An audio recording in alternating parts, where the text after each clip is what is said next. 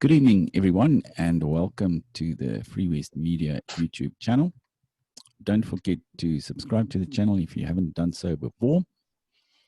And, you know, this evening, I've got with me on the other side of the cyberspace, but not in, I haven't got a visual image, but we're going to talk.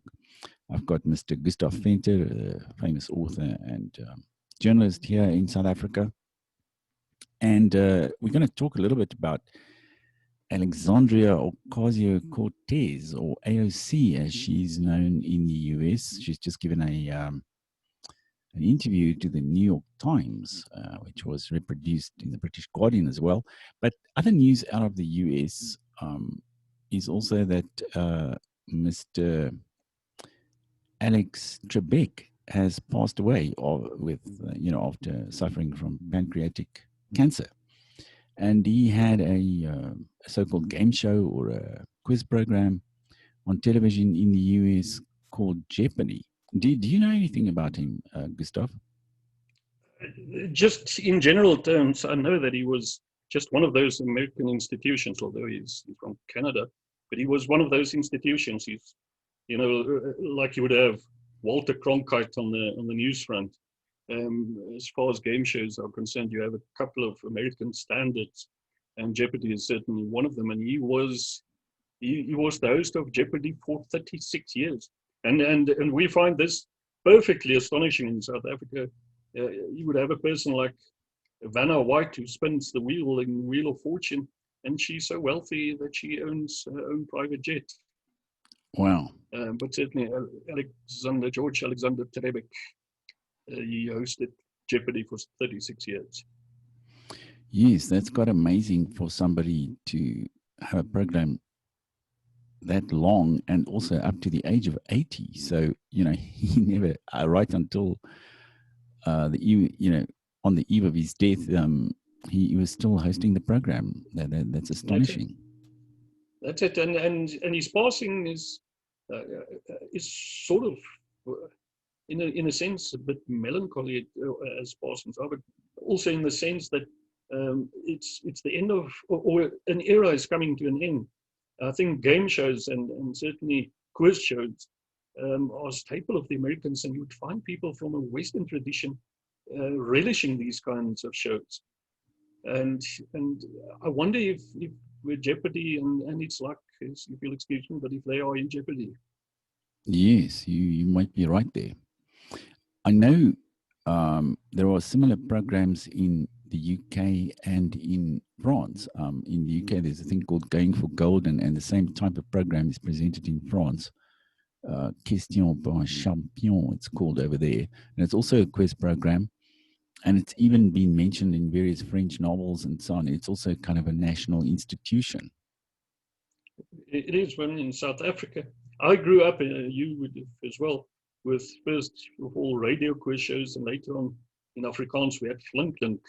True. Actually, I appeared on a program on the Flink once. Oh, really? Did you? But and how did you do? I didn't win, and because you had to.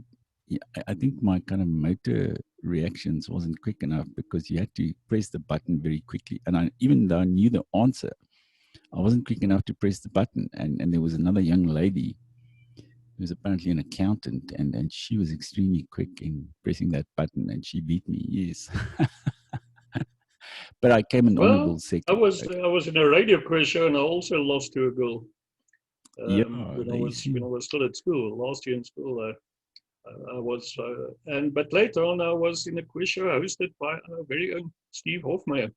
Okay. That time I cleaned up. I made something like 25,000 rand for the morning's work. So that was that's tremendous. Yes. So,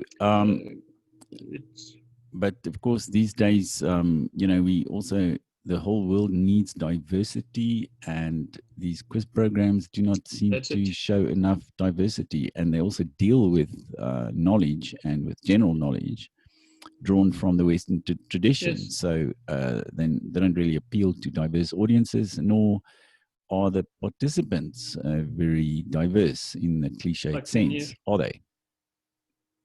I can hear it now.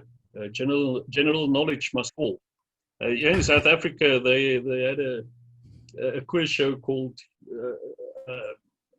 Temptation, and it was a very fine show. I enjoyed it, but it only lasted a couple of episodes because of a lack of diversity. Certainly, there were no active ANC members that I could recall who took part in the show. Yes, I think I told you that I went to the post office a short while ago, and then the person behind the counter didn't know that the United Kingdom and Great Britain were the same place or were the same country.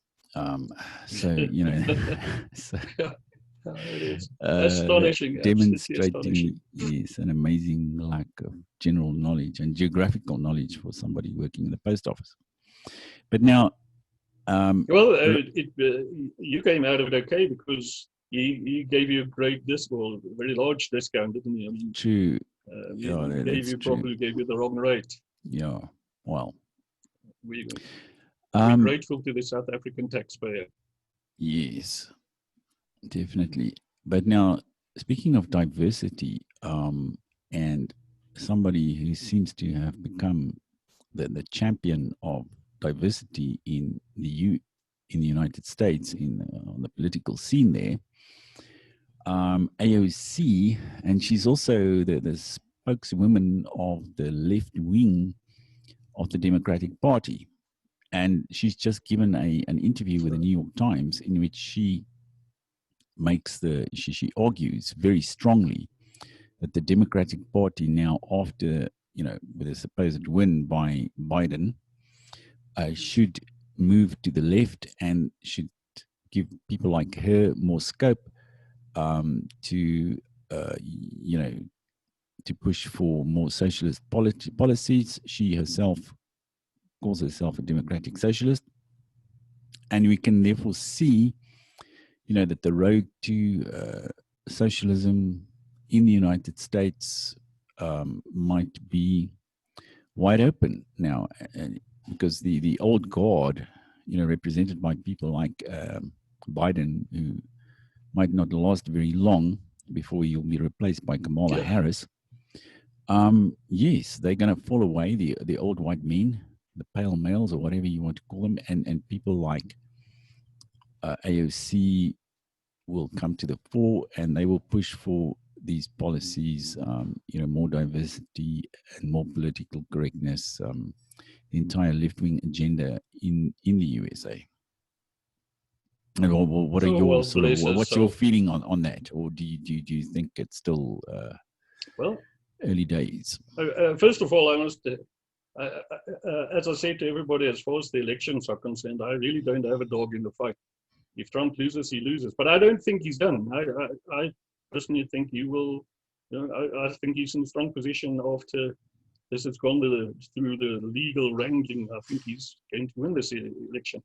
And but looking at AOC and her so-called squad, if I were a loyal follower of the Democratic Party in America, I would pray that Trump wins, because if Uncle Joe has to win, I think the Democratic Party is going to tear itself apart because of people like Alexandria Ocasio-Cortez.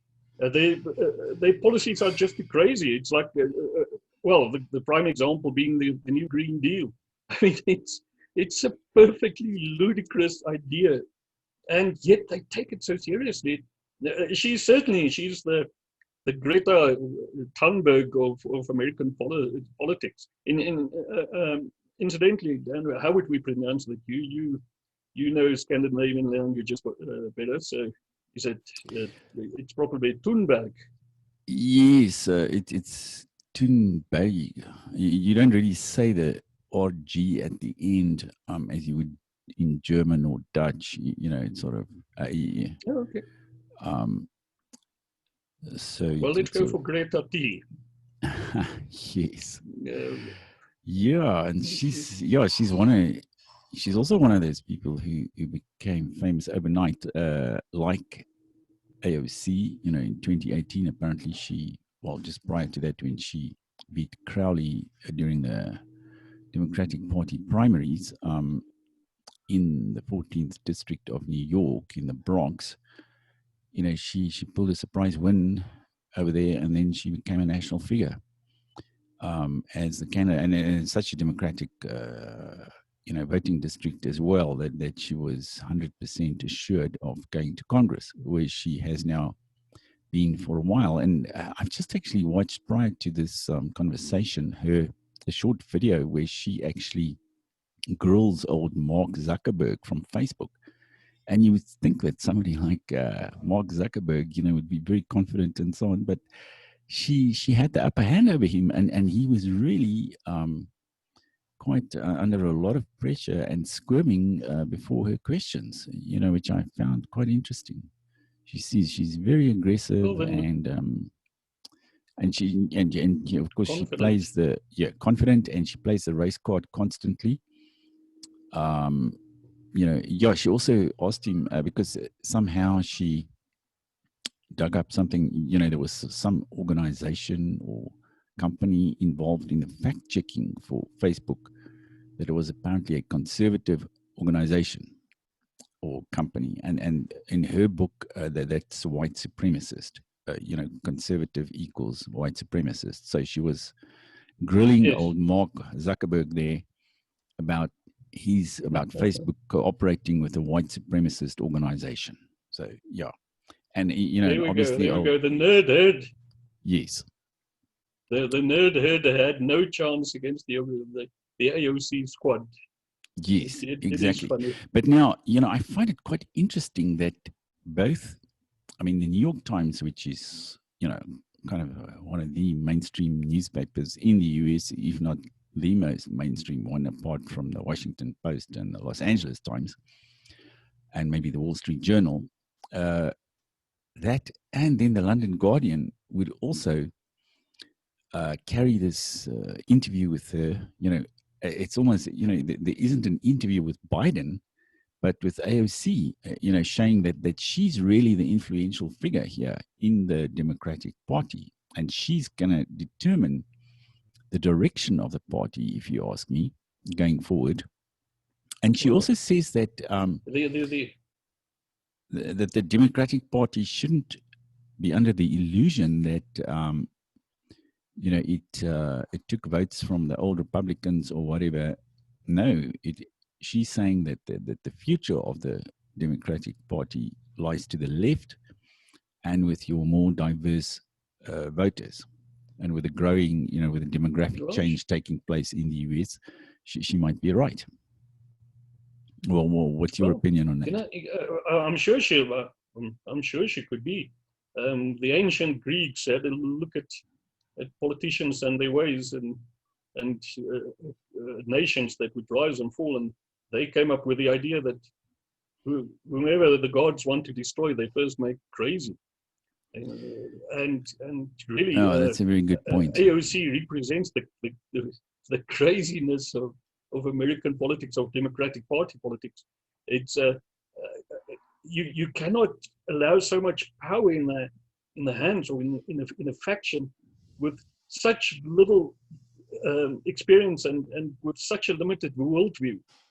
And that to me is one of the weaknesses of the democratic process. It's Boaty McBoatface. Do you know about the Boaty McBoatface saga? Have you heard of it? Vaguely rings a bell, but I wouldn't know the details. No. The British they had a new submarine underwater vehicle. It's civilian, government, but oh yes, I seem to research purposes. Yes. And they wanted to name it, so they ran an online sort of referendum on the name, and some I remember that. Yes, and they settled on Boaty McBoatface. Yeah, that's and really the British government didn't take it too kindly, so they eventually named the vessel the Sir David Attenborough. But one of the support craft that was actually named Boaty McBoatface. And this is what we're going to get. This is what America is going to get. Leave it up to people who vote for the likes of AOC, and you will have boaty McBoatface in the water. You will have egg on your face. Yes, well, I always quote the line from old Churchill, and he once said that the best argument against democracy is a 5-minute conversation with the average voter. And to some extent, that's true because, especially in a country like the US, which is such a huge empire, and with its role internationally and, exerting its power all over the globe, and no, even a person with a genius IQ wouldn't be able to actually assess the entire U.S. policy and in all its ramifications, militarily, diplomatically, and so on. Whereas the average voter in the U.S., especially one that might not be so intelligent, what on earth would he understand about the implications of his vote and where the country was heading and its economy and its diplomacy and its military? I certainly agree with you that there are limits to the democratic system, and ultimately you could see things veering off into the domain of madness, and into this kind of absurdity, or the absurdity of Boaty McBoatface. Exactly. This is what we're going to have, and we see it in South Africa. I have an anecdote. The farm that I stayed on, there was this strapping young man that unfortunately was, shall we say, intellectually challenged, and everybody liked him. And he would run around on the farm pretending to be a motor car. He would twirl a lid, a tin can's lid in his hands, and make engine noises and pretend to be a car. He could not speak; he could make noises, but he was quite affable. Everybody would wave at him and so on. And I always said, this is what I find perfectly astonishing about politics and the democratic process, is it would take maybe 20 minutes or half an hour to train him to recognize the ANC's logo on a piece of paper and show him that it's a good thing to draw a cross next to it. And you could go, conceivably, you could go into a voting booth, vote for the ANC, and cancel the vote of a rocket scientist, of a political scientist, just anybody. How is, in what way is that a properly functioning system? True. There was also a book by, it's a kind of a short novel by a Polish-American author called Jerzy Kosinski. He was quite well known at one point, and then he, there was some issue around whether his English was good enough, because he grew up in Poland, and he'd apparently employed some sort of a ghostwriter or editor or something to help him to write his books. But be that as it may, I read a lot of his books when I was a student. And there was this short one called Being There. They actually made a movie about that as well. With Peter Sellers. Yes. And that story has always stuck with me, the notion of somebody just wondering, happening to be in a certain place by accident, like he was also slightly retarded or something like that, and he got bumped by a car for, containing a very rich lady with powerful political connections and so on. And then she from his dress, he actually wore somebody else's clothes as well. She, surmised that he must be a wealthy person, and she took him in, and then he happens to become a figure in politics, in political commentary in the United States, just by making very simple statements about gardening and so on, watering the garden. He was a gardener, and yes. So, and to some extent, I think Nelson Mandela was a figure like that as well, because he, some other people wrote his speeches, and he really didn't do very much in his life except sitting in prison for 27 years for having participated in an attempt to overthrow the government in the 1960s and engaging in kind of terrorist acts and so on.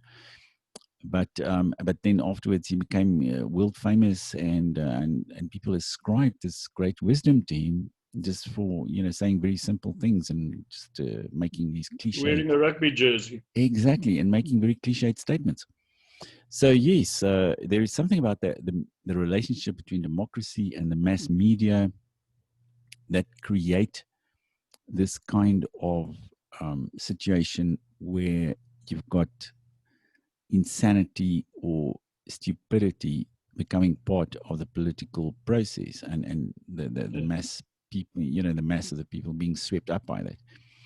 A lot of commentators in the 20th century, I'm thinking of somebody like Ortega y Gasset. He also wrote a book, something to do with the rise of the masses or masses.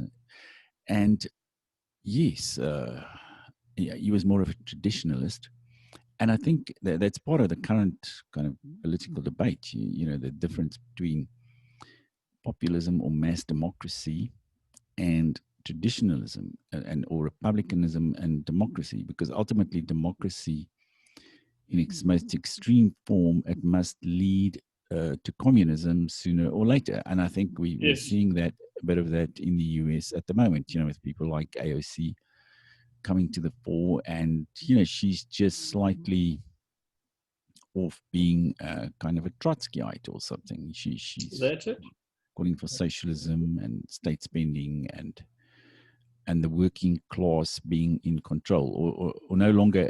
I mean, that's also another debate, because it's no longer about a class war as the old communists saw it, but it's more almost kind of an ethnic conflict or a race war. And even though, people on the conservative side hesitate to mention the issue of race because, most white people are embarrassed by it and so on. But somebody like AOC, she's always playing the race card. For example, in this interview, she gets asked by the New York Times, is there anything from Tuesday that surprised you or made you rethink your previously held views? And then she replies, immediately, the share of white support for Trump. I thought the polling was off, but just seeing it, there was that feeling of realizing what work we have to do. We need to do a lot of anti-racist deep canvassing in this country, because if we keep losing white shares and just allowing Facebook to radicalize more and more elements of white voters and the white electorate, there's no amount of people of color and young people that you can turn out to offset that. So, well, I mean, she also in that referred earlier on to that Facebook interview of hers, the one, not the Facebook interview, but her confrontation with Mark Zuckerberg. What she's calling for is essentially censorship. She wants to censor conservative people. Well, she's not only a Trotskyite thing, but she's very Stalinist, isn't she? I mean, that was straight out of Uncle Joe's playbook, and not Uncle Joe Biden, but Uncle Joe Stalin. This idea of Facebook radicalizing white people, so we must just not allow white people to be on Facebook. Just get them out of there. I must say, I think she derives a lot of her power from Trump. If she doesn't have something to rail against, and this figurehead to rail against, I think she's going to come up empty very shortly. And should Trump lose this, she should really hope that Trump, for her own career, she should hope that Trump wins this election. Yes, true. She does need somebody to rail against, you, quite right. But I find interesting about her too is that she also, in this interview, she criticizes the Democratic Party for not being woke enough when it comes to technology. Because she feels that, she has had a lot of success in using social media and Facebook and Twitter and so on against her more traditional opponents in the Democratic Party. And she feels that the party should move in that direction, and it should no longer be using traditional media, but should be more tech savvy and so on. So you can see how that view of hers ties in with her criticism against Facebook, getting Facebook on her side, essentially, or forcing Facebook to only allow leftist opinions. And the tech companies, I think they are ready for this. So possibly, this kind of alliance between Facebook, Google, Twitter, and the squad. What would that give us? Well, certainly, I think Twitter especially must also be nervous right now. If Trump loses the election, he becomes a private citizen. He's probably going to be kicked off Twitter. All he needs to do is to move over to Parler and take his, 70 million or whatever it is followers with him. True. And no, that's very true. I hadn't thought about that. That'll be a game changer. All in all, I think the more I think about it, if Biden really, as they say, puts his hand on the Bible on the 20th of January or whatever it is, I think it'll be a very quick victory. I think it is a victory that will, in the end, do more damage to the Democratic Party than it will to the Republican Party. And especially because of people like AOC. Because you see them then kind of getting more power and determining the direction of the party, which will ultimately boomerang on them because they're going to lose the mainstream of the white electorate. Just like, AOC is talking about that here. She's actually saying, not in so many words, but she's implying that,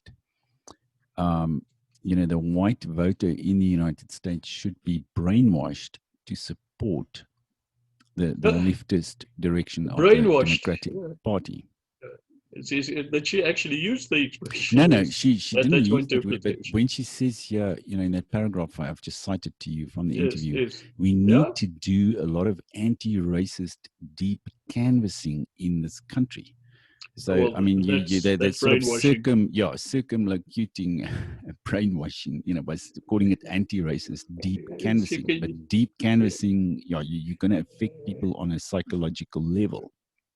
This is Pol Pot type re-education programs, Exactly. You can just see us with our tin cans, or our tin mugs, enamel plates in some kind of re-educational camp, where we till the soil to atone for our sins. Yes. It is perfectly ludicrous. True. Well, I think it's going to be very interesting to see how the whole thing pans out now, whether Trump is going to be able to legally, through a legal process, maintain his grip of power or whether it's going to go to Joe Biden. And all of that is going to play out in the next couple of weeks. But thanks a lot, Gustav, for this interesting conversation. Thank you, Dan. Always a pleasure. And to all our viewers out there, please don't forget to subscribe to our channel. And until next time, goodbye.